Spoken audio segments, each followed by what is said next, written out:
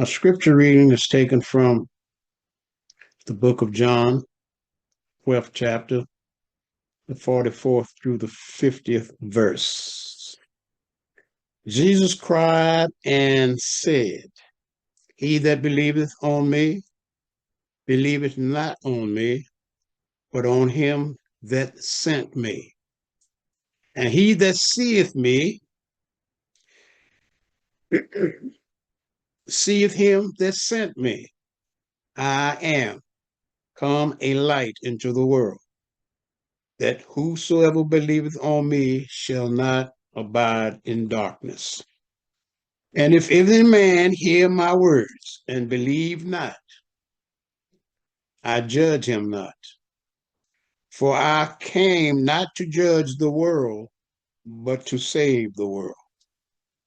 He that rejecteth me and receiveth not my words hath one that judgeth him. The word that I have spoken, the same shall judge him in the last day. For I have not spoken of myself, but the Father which sent me. He gave me a commandment that what I should speak and what I should say. And I know that his commandment is life everlasting. Whatsoever I speak, therefore, even as the Father said unto me, so I speak. And thus is the scripture reading of John, 12th chapter, 44 through the 50th verse. Again, I say to you, good morning. Now, Jesus in this scripture is speaking about the truth of that which he represents. And Jesus is saying, it is not I, it is not me. But as he has said so many times in his teaching, it is the Father that has sent me. Jesus came as a representative of this spirit, this consciousness. And Jesus is also saying he came not to judge or to condemn, but there is a source or power greater than he that will judge. And so, in his teachings, Jesus is saying to us, turn to the source, the God within, for he is the one. He is the power that is not only manifesting in and through him, but in and through every man, woman, and child upon this physical plane of existence. I have said many times in the past, and I will continue to say, regardless of how people look upon me in my ministry, regardless of what they say about me, about my teaching, I have always said and will always say that the credit is not mine. The praise, if there be, is not mine. For I of myself can do nothing. It is by the Spirit of God. It is by the consciousness of God. It is by the power of God that I am able to do the things that I am doing. And as has been said to me, well, you should take some credit. And to satisfy people, I've said, I'll take just a wee bit of credit. And that is to say that I have so, to the best of my ability, disciplining myself to allow the Spirit of God to speak in me and through me. And the words that I speak are not my words, but the words of Him that has sent me. And many times you hear me say in our meditation, you are angels of light that has come into the world to bring light unto not so much of a darkened world, but the darkness of the consciousness of humanity. And so when we are able to turn within and listen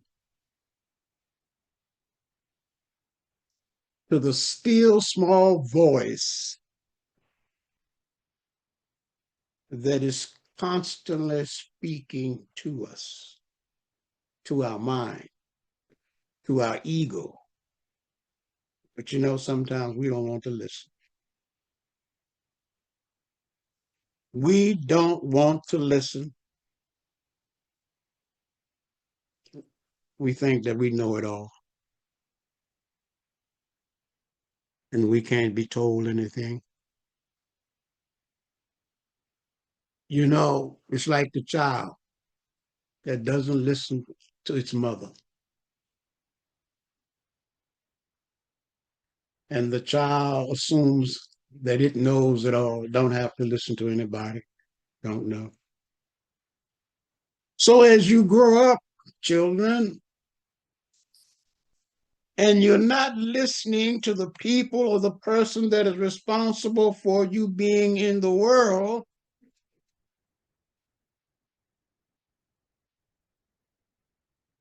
how are you going to listen to God?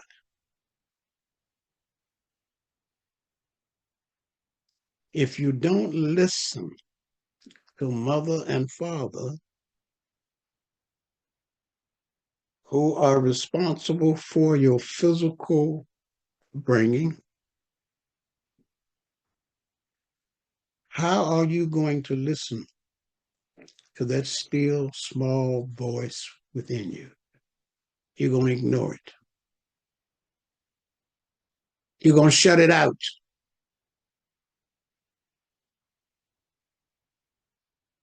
Just my imagination.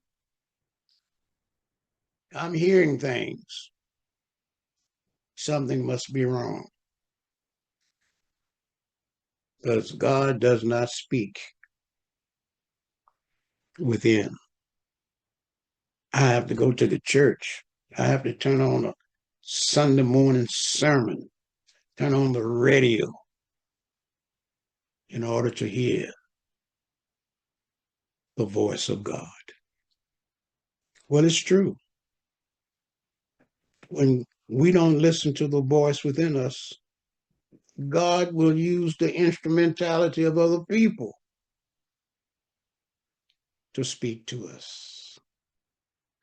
But sometimes we let it go in one ear and out the other.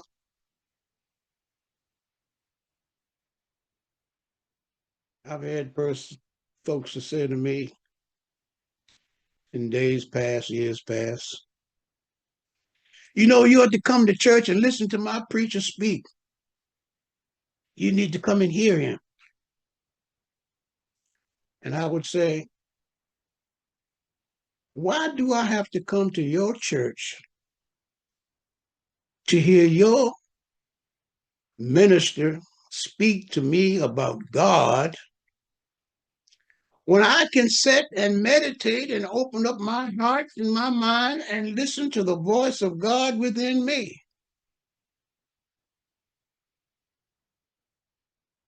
But now I admit that there are some folks that need to go and have that voice from someone else beating on or tapping on your consciousness to wake you up. I believe that. I accept that. But when you are able to go within and still the worldly mind and hear the voice of God speaking to you, you don't need to go anywhere else because you're getting it straight from the horse's mouth. And sometimes when you're out in the world trying to find the word or hear the word, you might get a watered down version of it. You want the truth straight from the horse's mouth, as they say, straight from the mouth of God speaking within you. Be still and listen. But we got so much going on in our lives that we don't have the time to be still. Some of us can't even take the time to sit and meditate on God. We got time for everything else, but we don't have time for the source that is responsible for all that we are and all that we seek to be or to become, God. And as the master teacher Jesus said, he came not to judge. And for those of you that have been with me in my meditations, you hear me say all the time, we came not to judge or to condemn, but to bless, heal, and to elevate, to lift up in consciousness. That's our purpose. And if there is to be any judgment, let it be left to God. For Jesus said, judge not that ye not be judged.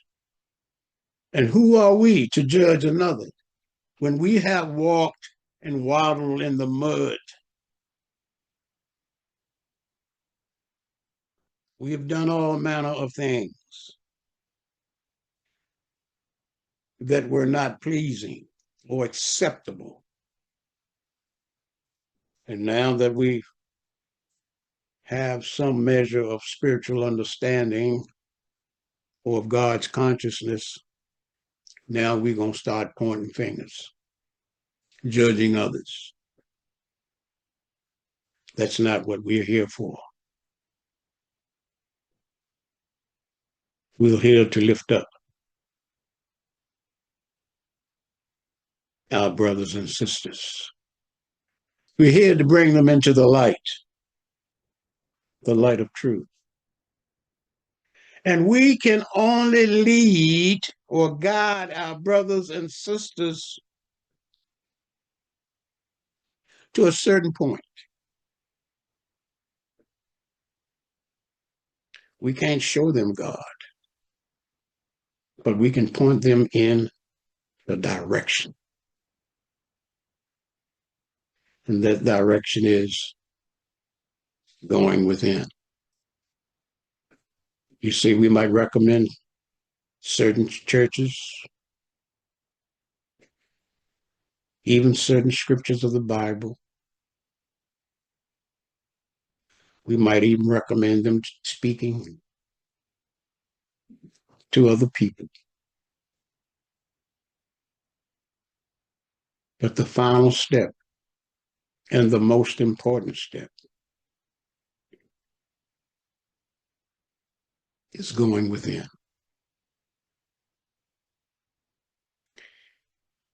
If you're not able to turn within and still your mind and listen, you will not come to know the source that is responsible for the life that permeates every fiber of your being. There is no other way to know God. And yes, I've heard people, I've worked with people says to me, Reverend Jackson, I just can't meditate. I try to sit and meditate, but all of these thoughts keep coming in my mind and it just won't let me meditate. And so they give up. The first thing they say is, I can't. Well, that's already a defeat right there when you say that you can't. And I've said in the past, that's a word that should be eliminated from the consciousness. Can't stops us from being all that we can be. And can't is not an outside force that stops us, it's a force that is created within us. It's a part of the world consciousness that we have accepted within us. I can't. I can't. I can't. Get rid of it. Throw it out the window. Do whatever it is that you have to do to cleanse your consciousness of this word, I can't, and say that I can, that I will, that I am. You are all that God created you to be. And it is from this consciousness or that consciousness that we move forward upon this physical plane of existence, opening up our inner selves to the truth that is within us.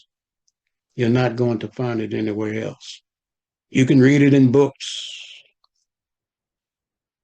and you can hear it spoken from pulpits. But unless you take and turn within, those principles, those spoken truths will not take hold in your consciousness, in one ear and out the other. And it's not something about you memorizing something in the top of your head. Oh, I memorize this. I memorize that. I can quote scripture from the crown of my head. I've got it all in memory. What is it that you have in your heart? It is from your heart that you must live, the spiritual heart, and not from your memory banks. As you know, as it says, sometimes as people get older and everything, they lose the memory, suffer with Alzheimer's, and they can't. Wow. But if you have it in your heart, it will always be. And when you have made the transition from this physical world, as you've heard me say, you know you're not the mind and you're not the body. You are a divine, immortal, spiritual being. And so you have to live from the center of your being. You have to live from your heart with compassion and with love. And when you can live from your heart with compassion and love, you will always be in tune to the voice of God speaking within you. Mothers and fathers, you know how we do sometimes when our children don't listen to us. We want to discipline them, take away their little toys, iPhones or cell phones or whatever it is, shut down the computers, restrict them from certain activities because they didn't listen or they won't listen. They won't obey. So we have to punish them, put them in the corner. If you're in school, you mess up, teacher make you stand in the corner.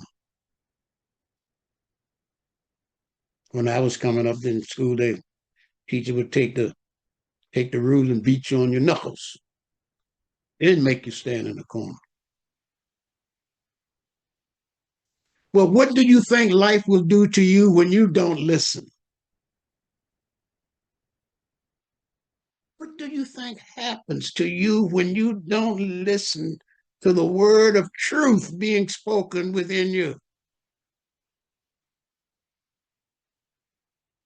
Then you start to complaining about all of the trials and tribulations and things that you're going through, how people are mistreating you, don't like you, this, that, and the other.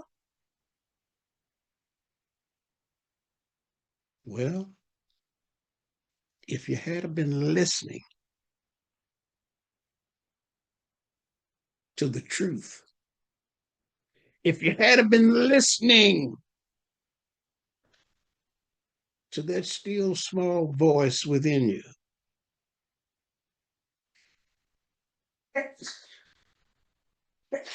you wouldn't have to experience it. Wouldn't be as traumatic. But no, you're going to do it my way. I'm grown, as they said, grown 21. Can't tell me. I don't care how grown a person is or how old they are. They still come under the laws and the guidance of God. You're never too old or too grown to not listen to God. And when you turn away from that source that is responsible for all that you are, whatever the consequences are, whatever the trials and tribulations are, blame no one but yourself.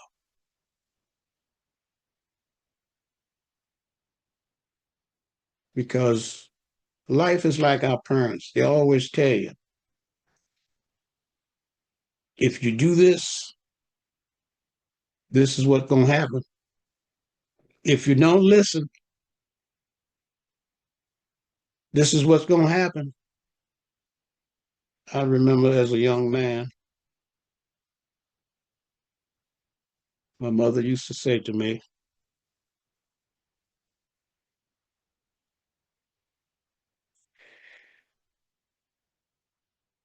she used to say, if you make your bed hard, you're going to lay hard. It took me a long, long time for me to understand what my mother was saying.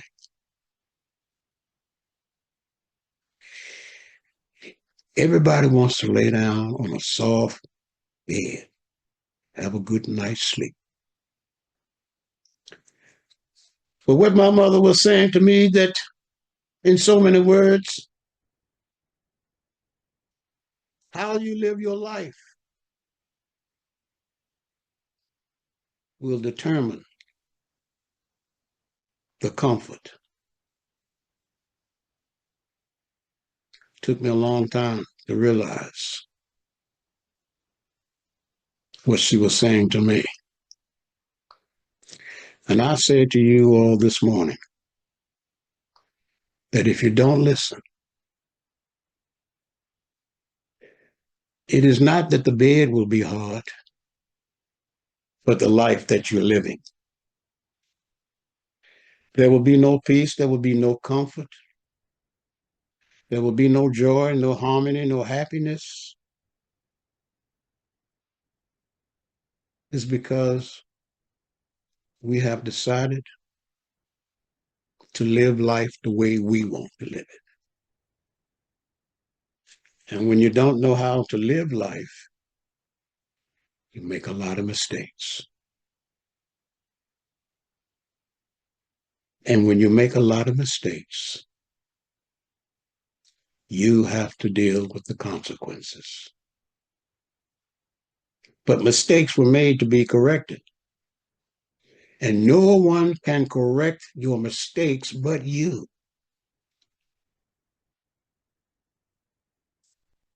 And you have to be willing. If it's not working for you, change it. This is not working, then I got to find another way. I got to find another method. Don't go through life just beating yourself up for nothing. There's no gain. There's no peace, no joy. And I know sometimes in our prayers and things, we cry out, God, why is this happening to me? God, save me. Well, God is listening to you, but are you listening to God? Are you listening to the people that pass you in your life that drops a very subtle piece of wisdom?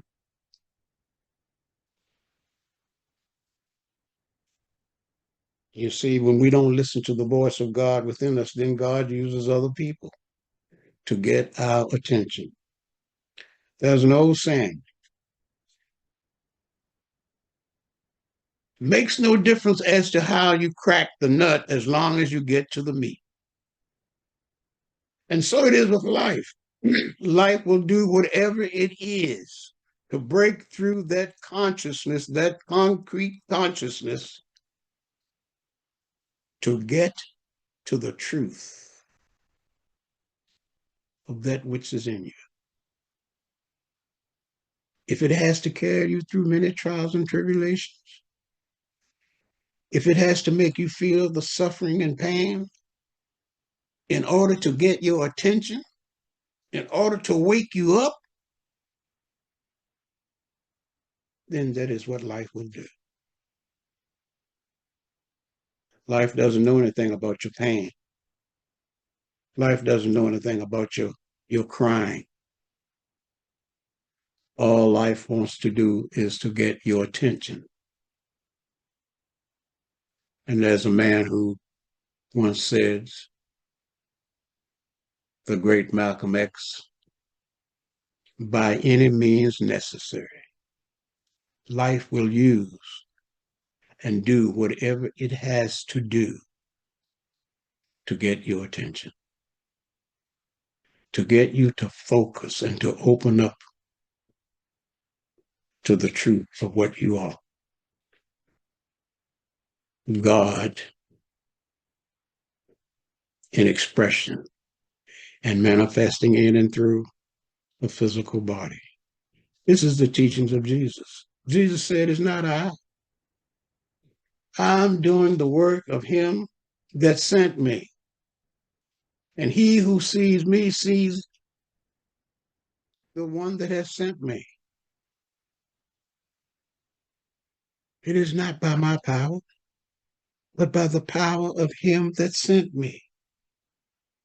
And so it is with you and I. The same consciousness, the same spirit that was in the man Jesus is also the same consciousness and the spirit within you and I. We need but turn within and awaken within us the light of I am, the truth of I am.